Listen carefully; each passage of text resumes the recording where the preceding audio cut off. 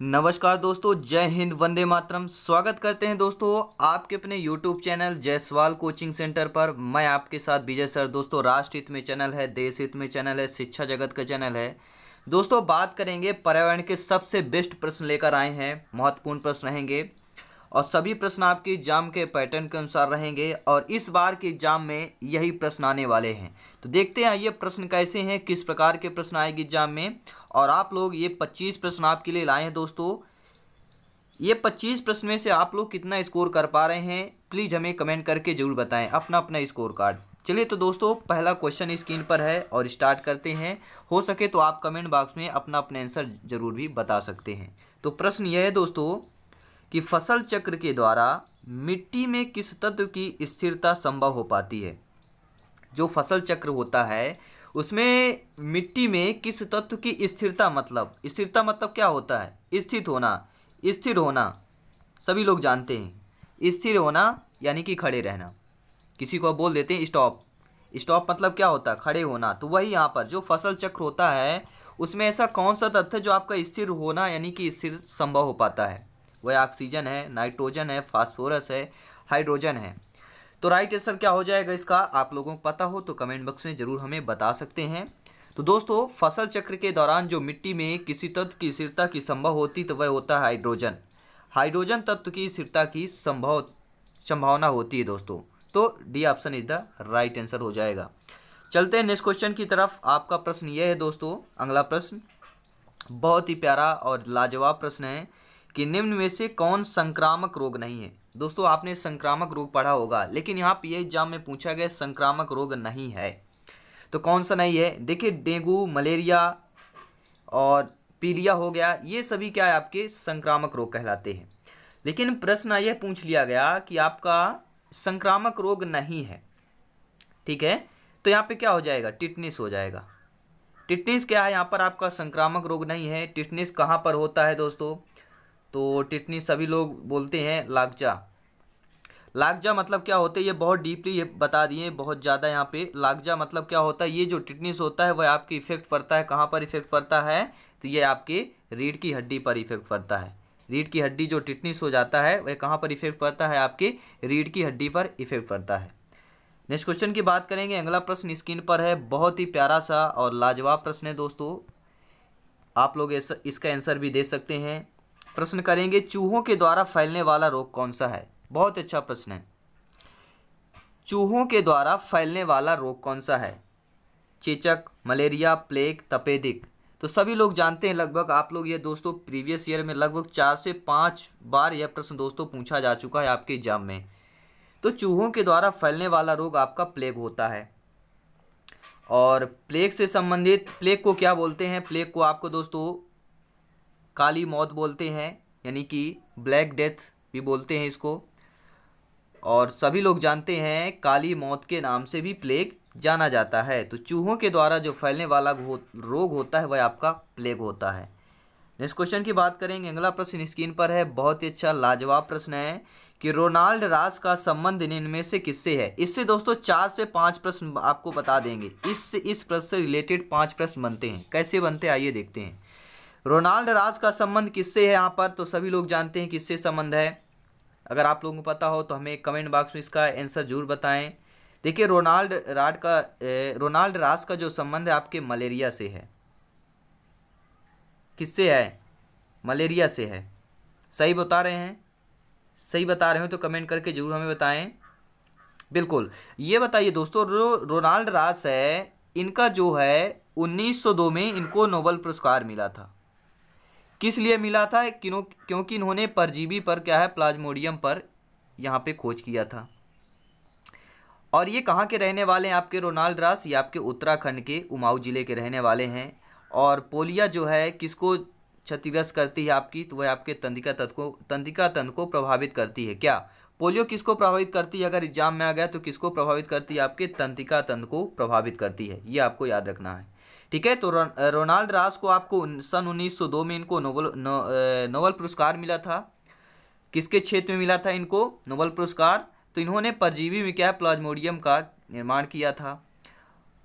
ठीक है, तो ये रहे आपके प्रश्न। अब बात करते हैं अगले प्रश्न की तरफ चलते हैं, और अगला प्रश्न स्क्रीन पर है, बहुत ही अच्छा लाजवाब प्रश्न है दोस्तों, कि निम्न में से कौन वायुमंडल की स्वतंत्र नाइट्रोजन का स्थिरीकरण करता है। दोस्तों जो आपका वायुमंडल है इसमें कौन सा जो है नाइट्रोजन का स्थिरीकरण करता है, कौन करता है। नीली हरी शैवाल, प्रोटोजोआ, कवक हो गया, वायरस हो गए, ये सभी हो गए। तो इसमें से जो है आपका वायुमंडल की स्वतंत्र नाइट्रोजन का स्थिरीकरण करता है तो वह नीली और हरी शैवाल करते हैं। क्या करते हैं, नीली और हरी आपके शैवाल करते हैं। तो ये भी रहा बहुत ही लाजवाब प्रश्न था। अगला प्रश्न आइए देख लेते हैं दोस्तों। अगर वीडियो पसंद आए तो लाइक भी करते जाए। जितने भी नए भाई बहन बच्चे हों, जो भी गृहिणी हो, शिक्षक बंधु हो, क्योंकि अध्यापक और अध्यापिका बनने जा रहे हैं आप लोग, ठीक है, तो चैनल को सब्सक्राइब भी करते जाएं, लाइक करते जाएं, हो सके तो दोस्तों को भी शेयर कर जाएं, क्योंकि हमारा जो चैनल है प्रधानमंत्री जी के उद्देश्यों पर चलता है, सबका साथ सबका विकास, तो यहाँ पर शेयर भी करते जाएंगे। बात करेंगे प्रश्नों की कि हमारे शरीर के किस अंग के द्वारा अमोनिया को यूरिया में बदला जाता है। बहुत ही लाजवाब प्रश्न है, वेरी वेरी मोस्ट इंपॉर्टेंट प्रश्न है दोस्तों, कि हमारे शरीर में जो है ऐसा कौन सा अंग है, ऐसा कौन सा अंग है जिसके द्वारा अमोनिया को यूरिया में बदला जाता है। यकृत, वृक्क, फेफड़ा, हृदय, 4 ऑप्शन होंगे आपके सामने। अब 4 ऑप्शन जब आप फेस करेंगे तो इसका राइट आंसर आपको क्या हो जाएगा, यकृत होगा। ठीक है, अब यकृत में क्या होता है, यकृत में कई सारे नामों से जाना जाता है। यकृत को क्या बोलते हैं, लीवर भी बोलते हैं, लीवर बोलते हैं क्या, सभी लोग बताइए, क्या इसको लीवर बोलते हैं यकृत को। चलिए आप लोगों का आंसर यहाँ पे नहीं आ रहा है, लेकिन फिर भी मैं बता देता हूँ दोस्तों कि हमारे शरीर के किस अंग के द्वारा अमोनिया को यूरिया में बदला जाता है, तो यकृत के द्वारा बदला जाता है। यकृत को जिगर के नाम से भी जाना जाता है। यकृत को किसको बोलते हैं भैया, जिगर बोलते हैं, लीवर बोलते हैं, आपके यकृत को ही बोलते हैं। तो ये आपको याद रखना है, ठीक है। और बहुत सारे इससे रिलेटेड प्रश्न आते हैं दोस्तों, जैसे दोस्तों आपका हो गया आपका सिंबॉलिक हो गया, ठीक है। वृक्क को किडनी भी बोलते हैं, सभी लोग जानते हैं, और वृक्क की किडनी की इकाई है नेफ्रॉन है। तो आगे चलकर ये सारे प्रश्न हम करने वाले हैं, परेशान नहीं होना है दोस्तों, ठीक है। और हृदय सभी लोग जानते हैं 72 बार धड़कता है सामान्य अवस्था में। नेक्स्ट क्वेश्चन की बात करेंगे, अगला प्रश्न स्क्रीन पर है, बहुत अच्छा प्रश्न है, कि विश्राम अवस्था में स्वस्थ व्यक्ति की हृदय की प्रति मिनट धड़कन कितनी होती है। ठीक है, यानी 60 मिनट में कितनी बार आपका धड़कन धड़कता है। तो सभी लोग नॉर्मल जानते हैं 72 बार धड़कता है। लेकिन यहाँ से बहुत बार प्रश्न बन जाता है, आपको विश्रामावस्था नहीं छोड़ना है, क्योंकि स्वस्थ व्यक्ति दिया हुआ है, ठीक है। विश्रामावस्था यहाँ पे नहीं ध्यान देना, ध्यान देना कि स्वस्थ व्यक्ति की हृदय की प्रति मिनट धड़कन जो होती है वह 72 बार होती है। बच्चा जानता है दोस्तों, अगर 5वीं क्लास का बच्चा होगा वो भी बता देगा। तो ये लोग आप लोग डेफिनेटली बता सकते हैं, बहुत ही अच्छा प्रश्न था, ओरिजिनली क्वेश्चन था। ऐसे भी प्रश्न आपके एग्जाम में आते हैं, और इससे रिलेटेड प्रश्न ये आते हैं दोस्तों, जैसे पहाड़ में चढ़ते वक्त, या जो भी पर्वतारोही होते हैं व्यक्ति जो पर्वतों पर चढ़ते हैं, उनकी जो हृदय की जो धड़कन होती है कितनी होती है, बढ़ती है या घटती है। तो स्वाभाविक तौर बढ़ती है। और दोस्तों एक भी और भी प्रश्न आ सकता है कि स्वस्थ व्यक्ति की जो प्रति मिनट, अगर यहाँ पे फिक्स नहीं दिया है तो ये जान लीजिएगा 70 से 80, अगर 70 से 80 ऑप्शन दिया तो यहाँ पे क्लिक करेंगे, ठीक है, ये आपको याद रखना है। और जो पर्वतारोही होते हैं, जो पर्वतों पर चढ़ते हैं, तो वहाँ पर आपकी क्या धड़कन बढ़ जाती है, तो वहाँ पर क्या होता है आपका 80 से 90 हो जाएगा वहाँ पर, ठीक है, क्योंकि वहाँ पर पर्वतों पर चढ़ने पर धड़कन क्या है, बढ़ता है। ये आपको याद रखना है। ऐसे भी घुमा फिरा के प्रश्न पूछा जा सकता है, तो आपको यहाँ पे क्या करना है, जागृत रहना है, ठीक है दोस्तों। तो बात करेंगे नेक्स्ट क्वेश्चन की, धूम्रपान से होने वाला प्रमुख रोग कौन सा है।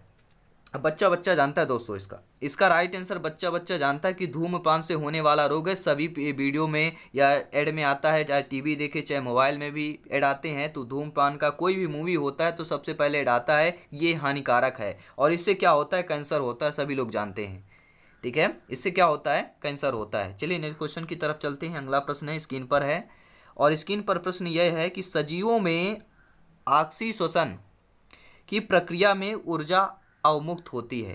अब प्रश्न समझिए वाली बात है कि सजीवों में, सजीव कौन है, आप और हम भी तो एक सजीव है ना, जीव है, जिसमें जीव हो वही आपका सजीव है, ये आपको याद रखना है। जिसमें आपके जीव या पाया जाता है वही आपका सजीव कहलाता है। तो ऑक्सीश्वसन की प्रक्रिया में ऊर्जा अवमुक्त होती है, कितनी होती है, तो कितनी होती है, 28 किलो कैलोरी ऊर्जा मुक्त होती है, अवमुक्त होती है, मुक्त नहीं होती है। कितना, ये शब्द आपको याद रखना है, अवमुक्त, ठीक है दोस्तों।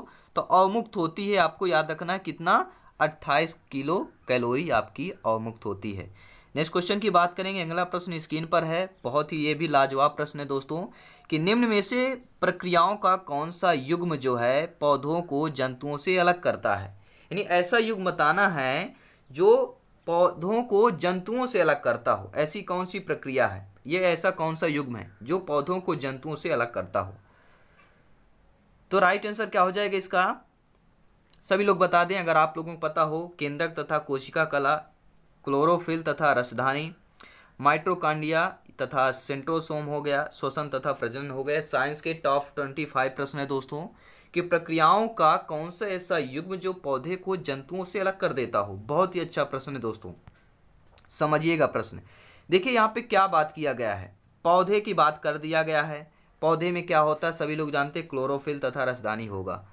ठीक है, क्या होगा, क्लोरोफिल तथा रसधानी। C option is the right यानी कि राइट आंसर हो जाएगा आपका, थर्ड ऑप्शन हो जाएगा। चलिए आइए अगला प्रश्न देख लेते हैं स्क्रीन पर। बहुत अच्छा प्रश्न है, ध्यानपूर्वक पढ़िएगा। ऐसे प्रश्न आपके क्या है आते हैं और घुमा फिरा के पूछ लिए जाते हैं। और आप क्या प्रश्न पढ़ते समय जल्दबाजी मत किया करिए, आराम से पढ़िए, पूरा फुल टाइम लेकर पढ़िए। कोई कहीं जाने की आवश्यकता नहीं है, क्योंकि यह आपके जीवन बदलने वाला, लाइफ चेंज करने वाला वो आपका समय रहता है दोस्तों। तो बात करेंगे प्रश्न की कि प्रकाश संश्लेषण की क्रिया में हरे पौधे द्वारा बाहर निकलने वाली गैस कौन सी है। जब भी आपके एग्जाम में दोस्तों हरे पौधा अगर आता है, हरा पौधा आता है, तो सभी लोग जानते हैं हरा पौधे द्वारा बाहर निकलने वाली गैस है। अब आप लोग क्या करते हैं, मानो ये कि हम लोग क्या करते हैं, बाहर क्या निकालते हैं, CO2 निकालते हैं।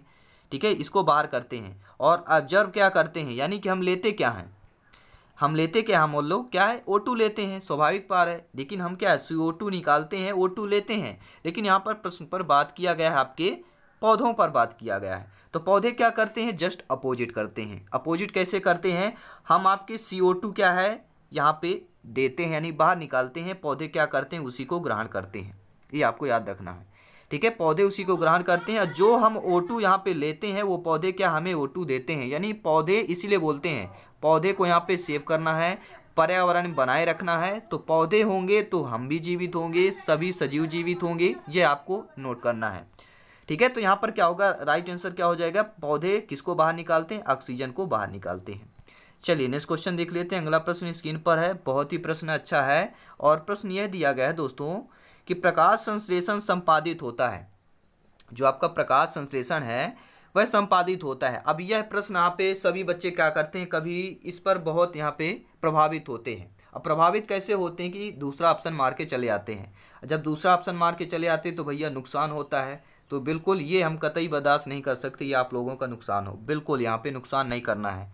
तो प्रकाश संश्लेषण संपादित होता है, किससे संपादित होता है, आइए देखते हैं। ऑप्शन पे देखते हैं, सभी पौधों द्वारा, सभी जंतु एवं पौधों द्वारा, सभी हरे पौधों द्वारा, क्या है वायरसों द्वारा, वायरस द्वारा। ठीक है, तो प्रकाश संश्लेषण संपादित किससे होता है, बच्चा जानता होगा किससे होता है, सभी हरे पौधों से होता है। किसके, सभी हरे पौधों द्वारा प्रकाश संश्लेषण संपादित होता है। नेक्स्ट क्वेश्चन की बात करेंगे। अगला प्रश्न स्क्रीन पर है। प्रश्न यह दोस्तों कि लवण जो जल का अवशोषण करता है कहलाता है, यानी ऐसा लवण जो आपको जल को अवशोषण कर लेता है वो क्या कहलाता है, हाइग्रोस्कोपिक लवण। ठीक है, एनहाइड्रस लवण हो गया आपका, हाइड्रोफिलिक लवण हो गया, ये आपका हाइड्रोफोबिक लवण हो गया। तो लवण जो जल को ही अवशोषण कर लेता हो तो आपका क्या कहलाता है, first option is the right answer, यानी कि हाइग्रोस्कोपिक लवण कहलाता है, ये याद रखना है। और हो सके तो आपको स्क्रीनशॉट भी ले सकते हैं। और आज ही टेलीग्राम चैनल दोस्तों ज्वाइन कर सकते हैं, टेलीग्राम ग्रुप या चैनल ज्वाइन कीजिए और बेल आइकन प्रेस करिए और वहाँ पे आपको मिल जाएगा क्या, PDF फाइल एकदम से फ्री में मिलेगा। ठीक है, कोई भी कॉस्ट, कोई भी रुपया पैसा देने की जरूरत नहीं दोस्तों, फ्री में यहाँ पे, क्योंकि शिक्षा जगत का चैनल है, राष्ट्रहित में चैनल है दोस्तों। ठीक है, तो आपका राइट आंसर फर्स्ट ऑप्शन हो जाएगा। चलते हैं नेक्स्ट क्वेश्चन की तरफ। और अगला प्रश्न बहुत ही लाजवाब प्रश्न है, बहुत अच्छा प्रश्न है दोस्तों कि जल जनित रोग कौन सा है। यह लगभग 5 से 6 बार दोस्तों एग्जाम में आपके पूछा जा चुका है। तो बहुत ही प्रश्न, ये प्रश्न लाजवाब होता है और इम्पोर्टेंट भी है कि जल जनित रोग है, जल जनित रोग कौन सा है, अतिसार है, छोटी माता हो गया, रक्ताल्पता हो गया, मस्तिष्क ज्वर हो गया। तो जल जनित रोग बताइए, आप लोग कमेंट भी कर सकते हैं, बिल्कुल आप लोग को स्कोर भी बताना है कि 25 में से आप लोग कितना सही कर पा रहे हैं।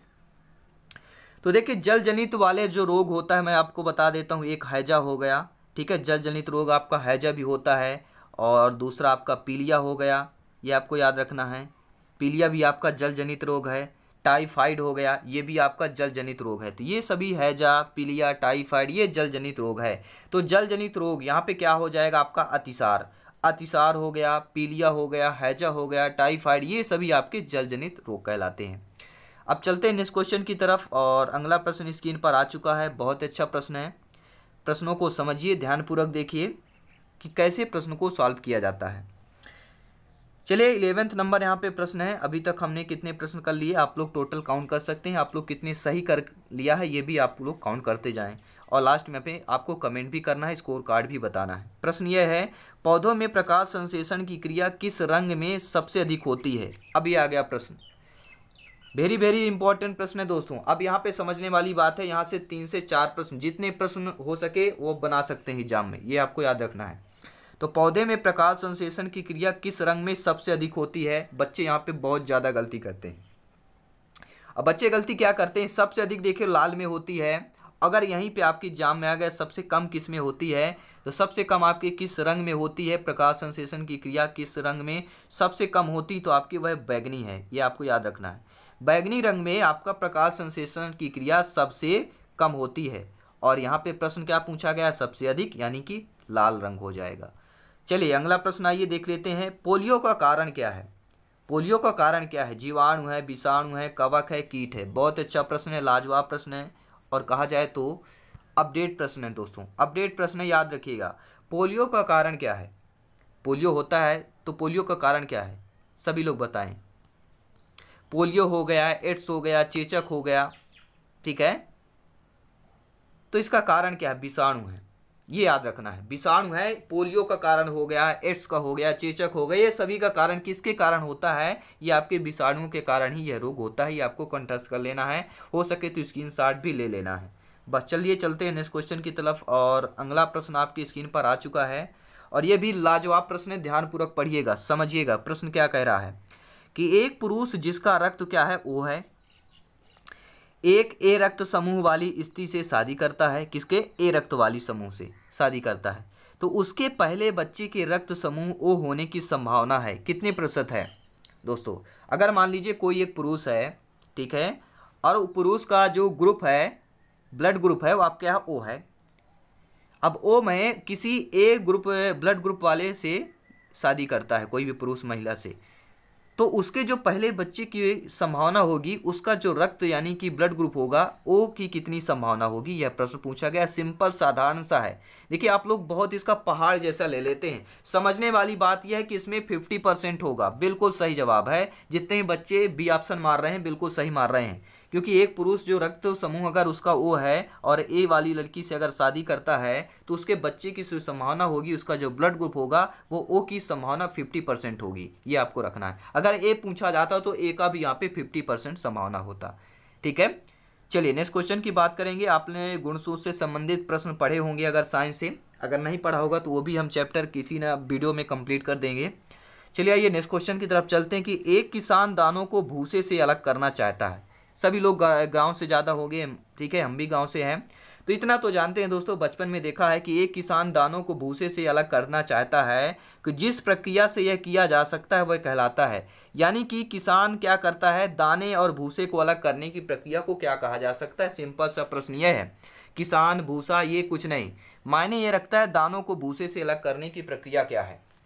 अब यहाँ पे क्या है, दो चीज़ें होती है, आपने बचपन से क्या है, थ्रेसिंग, ठीक है। अब जब भी मार्केट से बुक लेंगे, मैं बता रहा हूँ, सबसे ज़्यादा हस्त चयन किसमें है, 80% बुक में अगर आप देखेंगे तो उसमें क्या है, आपका हस्त चयन लिखा होता है। और थ्रेसिंग की बात करेंगे, ये तो यहाँ पर 20% बुक में लिखा होता है। अब यहीं पे कन्फ्यूजन हो जाता है कि बुक में सर हमने ये पढ़ा था और एग्जाम में ऐसा आया तो हमने ये मार दिया, तो ये मार दिया, तो भैया इसीलिए तो सिलेक्शन नहीं हो पाता आप लोगों का, ठीक है। तो जायसवाल कोचिंग सेंटर यहाँ पर ये भी आपको एक भी पूरा पॉइंट लेकर आएंगे, पूरा कंठस्थ करेंगे, पूरा डिटेल के साथ बताएंगे। तो देखिए जो एक किसान दानों और भूसे से अलग करता है, बचपन से जो पढ़ते हैं, जो प्रैक्टिकली है वह क्या, थ्रेसिंग है, यानी कि बी ऑप्शन मार देना है। तो राइट आंसर क्या हो जाएगा आपका, बी ऑप्शन हो जाएगा। चलिए नेक्स्ट क्वेश्चन की तरफ चलते हैं। अगला प्रश्न आइए देख लेते हैं। वीडियो को लाइक भी करते जाएं, शेयर भी कर सकते हैं अगर पसंद आ रहा हो तो।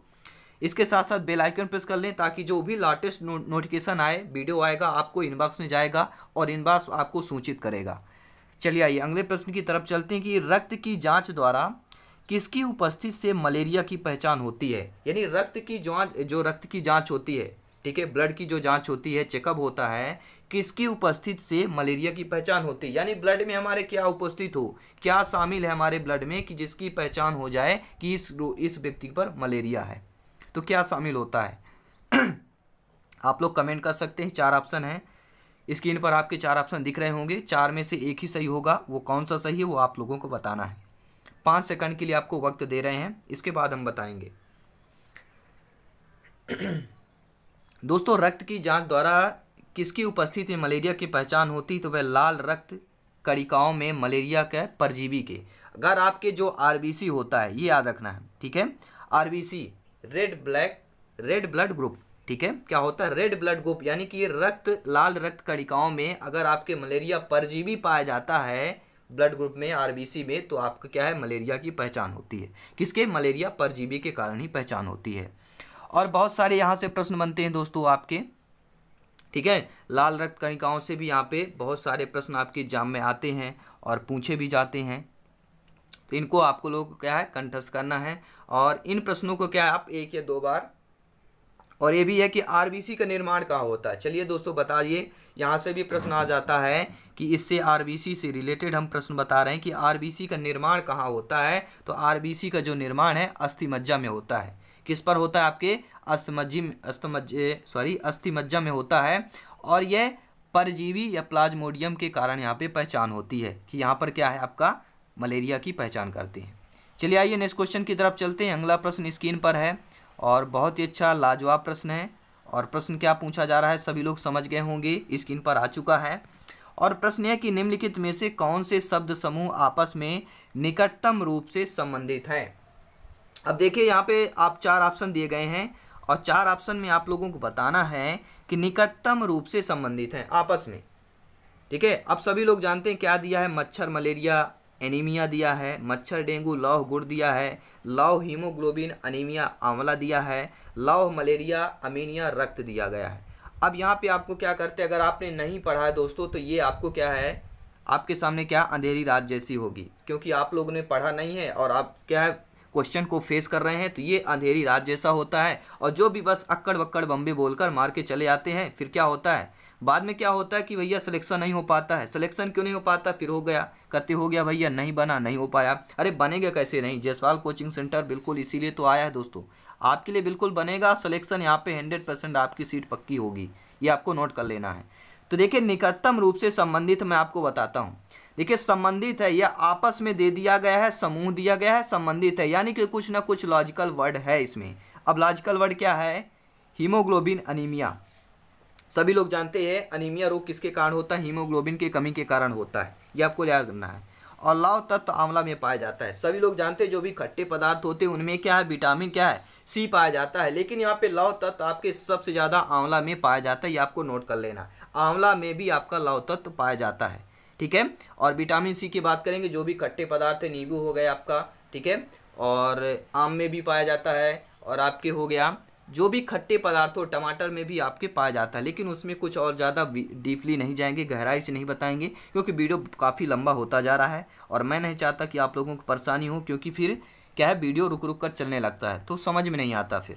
तो चलिए नेक्स्ट क्वेश्चन की तरफ चलते हैं कि खालिस्तान दिया के लिए मछली घर में हवा वाला पंप रखा जाता है। भैया वो टायर ट्यूब में हवा वाला पंप नहीं है, ये याद रखना है, ठीक है। जो आप लोग टायर ट्यूब में जो घरों में डालते हैं गाँव में, तो वो वाला पंप नहीं है, ठीक है। वो मत मार के चली आइएगा ऑप्शन पे, ठीक है। पढ़िए ध्यानपूर्वक, देखिए कि मछली घर में हवा वाला पंप रखा जाता है। किस लिए रखा जाता है भैया, पानी को साफ करने के लिए, मछली घर की शोभा बढ़ाने के लिए। क्या शोभा बढ़ाने के लिए नहीं, बिल्कुल नहीं। साफ करने के लिए, बिल्कुल नहीं। ये 2 ऑप्शन पूरे आपके गलत हो गए, बचते हैं 2 ऑप्शन। 2 ऑप्शन पे देखते हैं कि अधिक ऑक्सीजन को पानी में घुलने के लिए, या आपके जलीय पौधों से अधिक कार्बन डाइऑक्साइड उपलब्ध कराने के लिए, ठीक है। अब यहाँ पे बताइए, तो भैया जलीय पौधे की बात क्यों हुई है, क्योंकि यहाँ पे मछली घर की बात हो रही, तो जलीय पौधा कैसे आ गया बीच में, जलीय पौधा कैसे आ गया, तो आपके ये भी ऑप्शन गलत हो गया। तो बचता क्या है आपका, सेकंड ऑप्शन बचता, तो सही हो जाएगा। अधिक ऑक्सीजन को पानी में घुलने के लिए, यानी कि घुलने के लिए कि ताकि जो, क्योंकि मछलियाँ जो होती हैं पानी में ऑक्सीजन जो पाया जाता है घुली हुई ऑक्सीजन में लेते हैं, ठीक है। जो पानी में घुली हुई ऑक्सीजन होते हैं उन्हीं को मछली क्या है ग्रहण करते हैं। तो मछलियाँ उन्हीं को ग्रहण करते हैं, इसलिए मछली घर में हवा वाला पंप आपका रखा जाता है। चल तो नेक्स्ट क्वेश्चन है आपका यह दोस्तों कि रेत और नमक के मिश्रण को पृथक करने के लिए प्रक्रियाओं के निम्नलिखित 4 क्रमों में से किसका उपयोग किया जाना चाहिए। किस पर दिया है, रेत और नमक की मिश्रण को पृथक करना है। किसको, रेत और नमक को अगर पृथक करना हो तो आपकी कौन सी प्रक्रिया होगी 4 क्रमों में से। देखिए 4 ऑप्शन दिए गए हैं। तो जो रेत और नमक पूछा गया है तो बहुत अच्छा प्रश्न है। तो इसका राइट आंसर क्या हो जाएगा, निस्यंदन करके, निस्तारण करके, वाष्पन करके और अवसादन करके। पहले क्या करेंगे, निस्यंदन करेंगे। ठीक है, चलिए अगला प्रश्न देख लेते हैं। नेक्स्ट क्वेश्चन है, रेखा की माँ खाली स्थान के लिए रोजाना तालाब में लाए पानी में फिटकिरी डालती है। यानी रेखा की माँ जो है किसके लिए रोजाना तालाब में लाए जाए पानी पर फिटकिरी डालती, किसके लिए डालती है, पानी को रंगहीन करने के लिए, पानी में मौजूद रोगाणुओं को खत्म करने के लिए, कठोर जल को मृदु जल में परिवर्तित करने के लिए, हल्के निलंबित अपद्रव को अवसादित करने के लिए। तो बहुत सारे बच्चे क्या है ऑप्शन नंबर 3 पर मार के चले जाते हैं। बहुत सारे बच्चे जाएंगे ऑप्शन नंबर 3 पर। क्यों जाएंगे, ये पानी में मौजूद रोगाणुओं को खत्म कर देता है, ऐसा है। लेकिन ये आपको याद रखना है दोस्तों, क्या दिया गया है, तालाब से लाए गए पानी में फिटकिरी डालते हैं, किस लिए डालते हैं, हल्के निलंबित अपद्रव को अवसादित करने के लिए डालते हैं, आपको याद रखना है। तो पहला ऑप्शन यहाँ पर सही होगा। चलिए अगला प्रश्न देख लेते हैं। और अगला प्रश्न स्क्रीन पर है, पंखुड़ियों के अंदर फूल के बीच में कुछ पतली पाउडर जैसी रचनाएं दिखाई देती हैं, जिन्हें कहते हैं। जो भी जैसे फूलों के आप फूल देखेंगे, पंखुड़ियाँ के अंदर एक क्या है, पतली पाउडर जैसे आपकी संरचना दिखाई देती है। लेकिन उसे जो संरचना उसे क्या कहते हैं, मूलांकर कहते हैं, पराग, परागकोश, वर्तिकाग्र कहते हैं, क्या कहते हैं। प्रश्न समझने वाली बात है और प्रश्न का राइट आंसर क्या हो जाएगा, उसे पराग कहते हैं। ठीक है, जो आपके छोटे छोटे पाउडर जैसे दिखाई देते हैं, जो कण होते हैं, उसे पराग कण भी कहते हैं, ये आपको रखना है। ठीक है, उसे क्या है, पराग का कण कहते हैं। चलिए अगला प्रश्न है और यह लास्ट प्रश्न है दोस्तों। 25 प्रश्न अभी तक हमने 24 क्वेश्चन कंप्लीट कर लिए हैं। और प्रश्न है कि बगुला भैंस पर बैठता क्योंकि, यह आपके 8 से 10 बार ये एग्जाम में प्रश्न पूछा गया है। ठीक है, आपके सभी यहाँ पे सभी आपके एग्जाम की बात करें, सभी शिक्षक भर्ती, सीटेट, एमपीटेट, यूपीटेट, रीट, संविदा वर्गदेन शिक्षक भर्ती परीक्षा, सीटेट, सभी एग्जामों के लिए बता रहे हैं दोस्तों। ये आपके लगभग 8 से 10 बार आपके एग्जाम में पूछा गया है। पूरी हिस्ट्री आप निकाल कर देख सकते हैं। ये किसके कारण होता है, सभी लोग जानते हैं, बगुला तथा भैंस में सहजीवी का संबंध होता है। और सहजीवी क्या है, यहाँ पे बहुत सारे बच्चों का क्वेश्चन होता है कि सहजीवी क्या होता है। सहजीवी एक सिम्बोसिक होता है। सिम्बोसिक मतलब क्या होता है, किलनी होती है। सभी लोग जानते हैं भैंस में क्या है, भैंस में किलनी पाई जाती है। वही किलनी से क्या होता है, जीव बगुला क्या उसी को खाता है। तो क्या हो गया यहाँ पे, बगुला तथा भैंस में सहजीवी का संबंध होता है। कीट खाने के लिए बगुला बैठता है। तो ये रहे आपके दोस्तों 25 प्रश्न। आपको लोगों को कैसे लगे हमें कमेंट बॉक्स में जरूर बताएं। और 25 प्रश्नों में से आपका कितना सही कर पा रहे हैं, कितना स्कोर कार्ड जा रहा है, सही बताएं। जो भी बच्चे अभी फर्स्ट बार यहाँ पे विजिट कर रहे हैं और अभी तक आपने सब्सक्राइब नहीं किया, सब्सक्राइब कर लीजिएगा और साथ ही साथ बेल आइकन प्रेस कर लीजिएगा, ताकि लेटेस्ट नोटिफिकेशन आपके इनबॉक्स में मिलता रहेगा। और प्लेलिस्ट में जाएं, चेक करें, सभी क्लासेज आपको मिल जाएगी, सभी वीडियो अब तक की बेस्ट वीडियो मिलेगी आपको, क्योंकि हमारी इच्छा राष्ट्र हित में शिक्षा। तो लाइक और शेयर भी करते जाएं। मिलते हैं नेक्स्ट क्लास में। जय हिंद, वंदे मातरम दोस्तों। हंसते रहिए, मुस्कुराते रहिए और चारों तरफ खुशियां बांटते रहिए, यही आपकी शुभकामनाएं देते हैं। और तैयारी बेहतरीन करिए और हम बिल्कुल दोस्तों एक भी कसर नहीं छोड़ने वाले हैं। आपको बिल्कुल सिलेक्शन यहाँ पे पक्का होगा। तो चलिए मिलते हैं नेक्स्ट क्लास में। जय हिंद, वंदे मातरम।